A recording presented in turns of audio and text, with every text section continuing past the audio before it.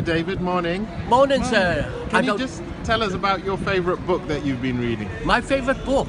Well, it goes back 5 years and it's a great book and everybody should have one on their bookshelf. What is it? No, it's not that one, it's the Quran. How I got introduced to the Quran was I was on the plane coming back from New York. Yeah, that's over that way. Oh no, it's not. It's over that way. And the thing is, believe it or not really, this guy was reading a book. He left it on the seat when he got off the plane like me. And you know what, I chased after this guy and said to him, "Hey, mister, you left your book." He said, "No, you keep it." I said, "Well, okay." So I kept it, and then I was waiting in the airport lounge in Heathrow. And what happened? I started to cry when I read the Quran. So I put the book down. I was happy, I was still the same. And then I picked it up again. I started to cry. And then I got a taxi to my brother's in London. And then what happened?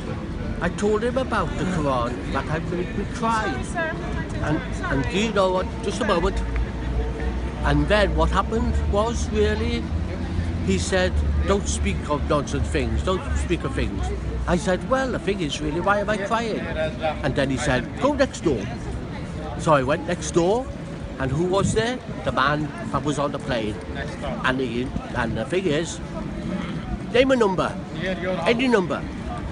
The thing is, I'm not selling that Quran for £20 million or £20,000. I read it twice a day, and not only that, I keep it under my pillow. And you also read it to people as well, don't you? I do, and I'm just going to go with that. And not only that, as an activity coordinator working with people with dementia, I read it to them. And the thing is, they ask me questions, I don't know all the answers, but I know there's one thing in the Quran. What is it? Truth. And if you was lost in the desert, or you was lost somewhere in town, you'd ask somebody away. What's the Quran?